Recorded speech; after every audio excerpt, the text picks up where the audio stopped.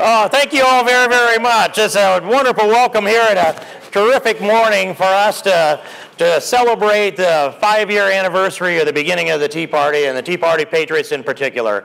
And I will tell you, in my years of slugging this thing out in the public arena, we always needed to have the grassroots rise up to save America from the left. And you're doing it. I just think back in those years going into roughly 2010, I watched what happened when Nancy Pelosi became the Speaker of the House, and I'm sitting there doing all I can, trying to roll that rock uphill, punching away at trying to hold our Constitution together and our free enterprise together and our way of life together, and they rolled piece after piece over the top of us.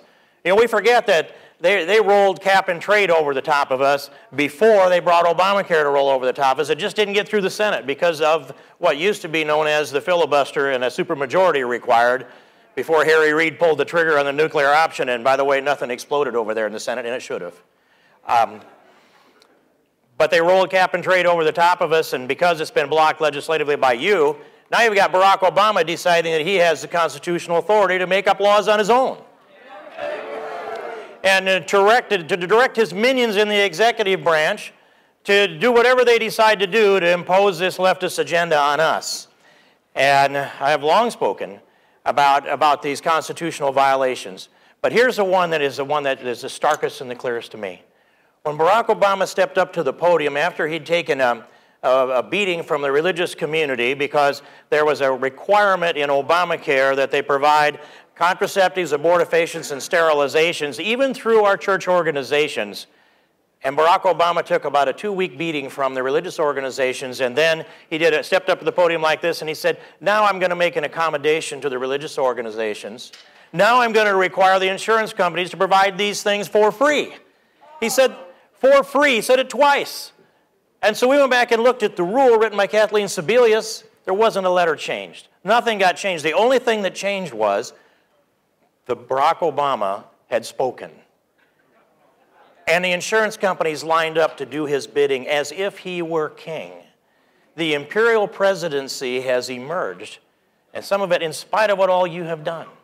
But I want to take you back, though, to that 2010 period of time when Nancy Pelosi walked through a lot of you. I know there are people in this room that were standing there and saw this with your eyes when she carried that big magnum gavel through and had her let them eat cake moment to glorify how they were going to use that big gavel to impose the will of the leftists on the free people of America in an unconstitutional fashion, and they did that. But they did it over the largest uprising of people that I have seen in my lifetime, and that was you. Coming to this Capitol building, and I remember walking down the steps the day we saw that Obamacare bill come out and having a conversation. What do we do? How do we save this? Well, we just call the American people to come to the Capitol, surround the Capitol, jam the place, don't let anybody in, don't let anybody out, just fill that place up. And you know what you did? You did something that has never been done before. You actually surrounded the Capitol, all the way around the Capitol. It wasn't a demonstration here or there. You circled the Capitol. And it wasn't just a human chain reaching with as far as we could to each other. You were 6 and 8 deep like a huge human donut with thousands of people and the corners still left to go. And there's no picture of that because there's no air cover over the top. You can't fly a helicopter over there and take a picture. But you stood up to defend America. And you stood up to defend America against cap and trade, against TARP, against Obamacare. And what happens? The president sends the IRS after you. And he says there's not a smidgen of corruption involved in this. And there's not a smidgen hardly of constitutional authority that this man actually exercises. He's outside the bounds of it.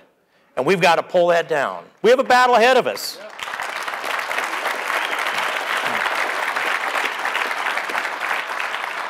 We're far from done. Tea Party gets the blame for everything the left doesn't like. I'm fine with that. It's a pretty good sign we're doing the right thing together. But remember this. We're about restoring the Constitution, and we will do this with public demonstration, and we'll do it in the electoral process. We'll do this from the grassroots. We'll do this all the way up to the next president of the United States, too. We're going to restore constitutional rights in America. We're going to reaffirm that it means what it says, not what somebody wants it to say. We're going to restore the American dream. We're going to identify for little babies yet to be born the pillars of American exceptionalism.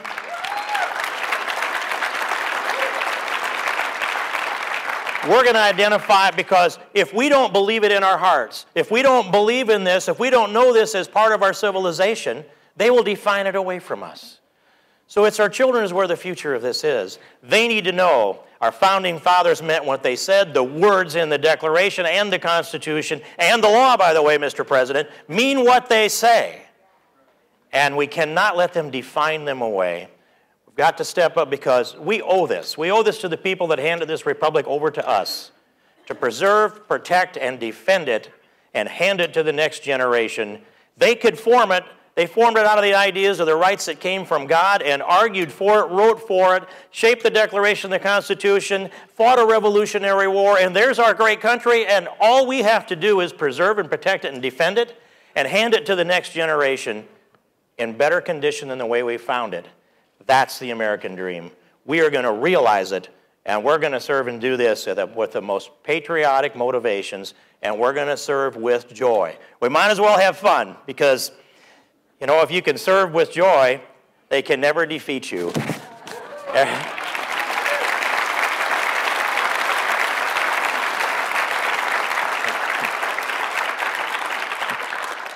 And they are never going to defeat the Tea Party. We're stronger than ever before. We're anchored in the Constitution. We're anchored in limited government. We're anchored in free enterprise. We're anchored in strong families. We're anchored in Western civilization, which is the foundation for these things that we believe in. So let's go out there and continue this effort in our homes, in our cities, in our churches, in our schools, in our workplace, in our families. God bless America. Let's save it. Let's save it together. Thank you.